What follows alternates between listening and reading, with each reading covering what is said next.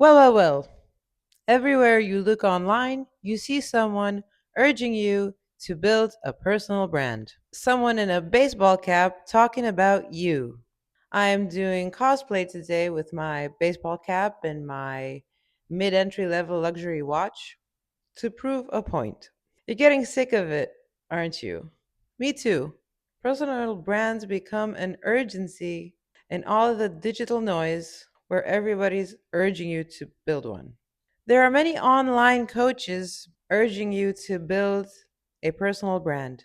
They offer step by steps, group coaching, one on one, blah, blah, blah. One of these guys is Tom Noske. You might already know his face. He promises profit from authenticity, but the authenticity is carefully constructed. He also posts lifestyle vlogs so you can see his house, his car, his achievements, his ultra marathon training. That's his personal brand. People trust him because he is disciplined. Is he lying to you? Are his methods already obsolete in the AI revolution? Can you really trust someone in early retirement? Someone that's out of the game? Let's get to the bottom of this. AI itself is very powerful for personal branding. When we talk about AI, we actually talk about deep learning. Technically, machine learning and deep learning fall into the bigger category that is artificial intelligence. The difference between machine learning and deep learning is something called feature extraction. In machine learning, the human figures out what the fitness is for the results. The human determines the feature extraction. In deep learning, however, what we now call AI in general, the feature extraction is done by the algorithm itself. This is a very powerful tool when you're doing communication online because AI chooses the ideal audience for your content, and AI also determines what the category for your content is. Brand strategists rely a lot on AI, but not the way you think. Trend forecasting is cyclical, the same way we have seasons and celebrations like Christmas and Thanksgiving and summer break. The cycle of human behavior is better understood by AI. If you are transparent and clear, AI will work for you to find the right people to work with. That's why I don't really believe in personal brands. I made a video about this topic, but it's a really bad video. It looks like I'm drunk while filming it. It's just a Zoom recording, and I'm reading a script directly from the laptop screen. Like I said in that video, if you own a business, don't build a personal brand. Build a digital footprint. I will show you a side by side comparison to understand the differences between the two. But before we get into it, hi, my name is Sorina. I am a brand strategist. I help companies leverage their existing assets in order to grow their profit margins and then reallocate the new funds on things that bring more money in. I have a consulting company in Dubai. It's called Digital Footprint Hurma. You see, Hurma is a beautiful word. In Arabic, it means sacred. A digital footprint is something we already have. When we take control of it, it becomes an asset. When the asset is in alignment with us, it becomes sacred. If you feel you're currently in misalignment with your business, you probably don't see the end result you are striving for. And that's okay. I was also like that. For you, I have developed a business clarity exercise that you can download for free in the link below. Now back to Tom and his trustworthy personal brand. You see, I also trust Tom, but not because of his personal brand. It kind of puts me off, to be honest. I don't trust him because of the Iron Man competitions, but because of his digital footprint. I trust him because of one piece of information that doesn't even appear in his carefully constructed personal brand. I will tell you what that is during the side by side comparison of a personal brand and a digital footprint. It's important. Sorry. First, let's look at his credentials, the ones that he includes in his personal branding. Tom says he started doing content in 2017 and has amounted a following on Instagram of 430,000 and 45,000 subscribers on YouTube. He is also left handed, but that I noticed in the content itself. In the step by step that Tom provides for us to build our personal brands, step one is to not approach just one topic. He says, speak to one avatar, one ideal customer directly. And ideally, that customer is a younger version of you. I believe that the younger version of you is not going to buy because he is uneducated. Better you is educated. So I think you should speak to whom you admire and who you would want to work with, maybe even who you'd want to date. Step two of Tom's personal brand strategy: figure out your core mission, your reason to be. His example is his mission is to empower 1,000 people to make 100,000. In my opinion, the mission, stating your mission, is unrelatable and also kind of scary. If you were to build a digital footprint, you would convey your vision. And the vision is how you see the future. Some will come along. Step three of building a personal brand is to elicit key emotions: relatability, inspiration, and admiration. Relatability is you in the past, all your failures, your shortcomings, what you had to overcome. Inspiration is future you, where you're going, what you strive for. And admiration is what you are now. Tom suggests that even if you're a loser, you still have something that someone admires. I would build a digital footprint not based on emotions, but based on one key neurotransmitter, which is dopamine. For me, my ideal client is just like me, a dopamine fiend. So I would attract using the copyright framework of new, easy, safe, and big. This I learned from Will Brown. I love Will Brown. So, new, as in it's something that has a specific name, a solution, a step by step that has a specific name that hasn't been tried out before. It's easy in the sense that anyone with a brain can do it. It's safe, as in you offer guarantees. And it's big, as in you can finally get that Lamborghini that you always wanted. I give these examples from William Brown, but for your business, they have to be more custom. The key neurotransmitter against the key emotions. Step four of Tom Noske's strategy is the content pillars. Three content pillars: growth, authority, and authenticity. He doesn't like it when people put all these pillars into the same piece of content. He suggests that we should have three different pieces of content for each pillar. I disagree because he doesn't even follow his own advice. He conveys authority in all of the videos. Also, if you read Gordon Belfort's book, The Way of the Wolf, he's going to teach you that you have to convey authority within the first 4 seconds of discussion. And also, as a side note, I'm not a fan of the vlogs. I am more of a fan of the unedited videos because, like Tom says, we are all the same. Right, so moving on to step five. Tom has this effort versus impact matrix in building the personal brand.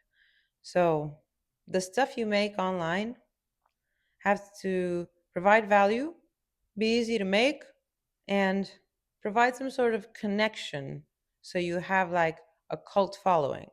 He suggests a schedule of one valuable piece a week, four easy ones, and two vlog types. I believe this is a method for flattening yourself in general, not only online, because you only think in these formats. I think that every little piece of content that you put out there should provide value. And when building a digital footprint, I urge you to not confuse connection with market validation. Your business needs market validation. Your offer needs market validation. And that's the beauty of the free market. I mentioned I'm not a fan of the vlogs because people with free time watch vlogs. People with money don't have free time to watch vlogs. Moving on to step number 6, which Tom says doing is not being. And to if you want to build the same type of business that Tom has, you have to first test things on yourself. You have to make an offer, you have to do the proper communication. You got to put in the reps if you want to then provide this service to others. I fully agree, especially when building your digital footprint. Integrity is very important. Bro, if you're already running a business, you already have integrity.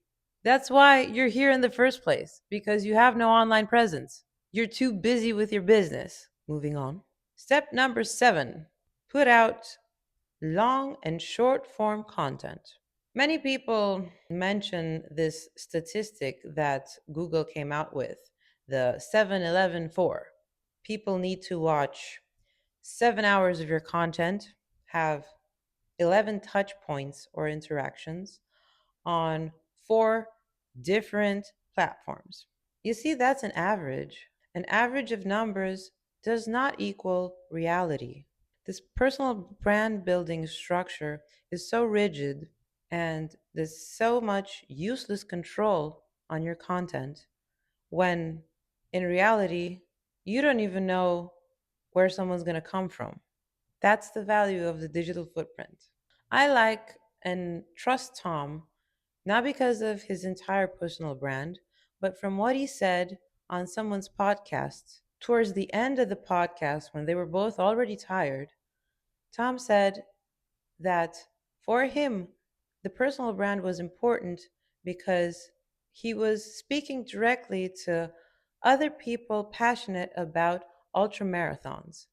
And in Australia, there's very few people that do ultra marathons. There's very few people that are of his age.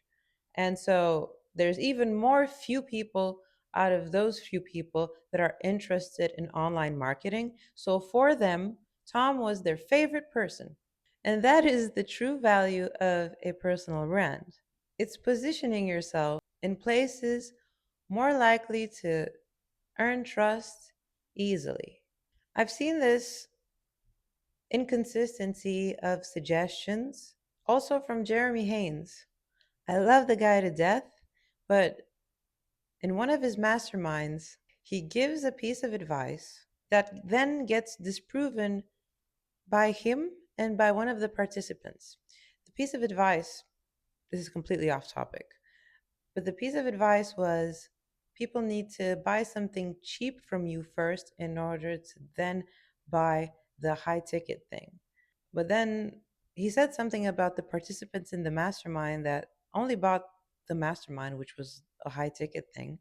And one of the participants said, at one point, I spent $23,000 for a service from a stranger by seeing only one ad, but that ad spoke directly to me and the problem that I was facing there. So be a little weary of the advice that people tell you online because some of it is how they make sense of the world, but the world is a really complex place. Caleb Ralston mentions in a podcast that clipping is more or less over. So, clipping is a strategy of making short form from long form videos, in which they kind of, it's also called mining, I think, in which they pick out the gold moments, the gold nuggets out of a very long video, and then they post it on short form platforms. They do this in order to satisfy this Google statistic, but Caleb says that's not really a thing anymore because you got to format your discourse according to the platform that you are on. So remember, when you build a digital footprint, you never really know where your customer is going to come from. Anyway, point 8, sell from day one. Tom says it as in to learn the process of selling and to get more comfortable with the whole idea of selling. He says it doesn't matter what you sell, just put in the reps of selling. And he says to stop putting out things for free because people then get used to getting things for free from you and they're not going to want to buy your shit. First, I would argue that everybody sells. Every time you open Instagram, Facebook, or YouTube, or you go out on the street, everybody's trying to sell you something.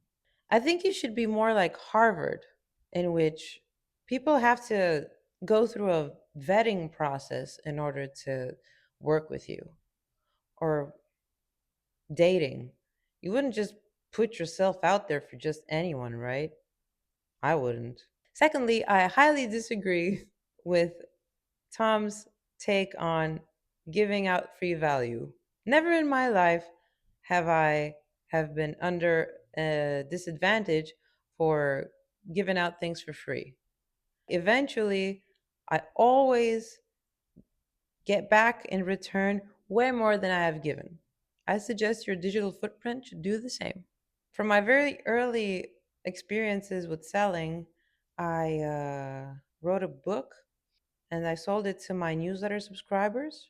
And on the newsletter, there were many friends who wanted to pay for the book in order to support me, which I think is lovely.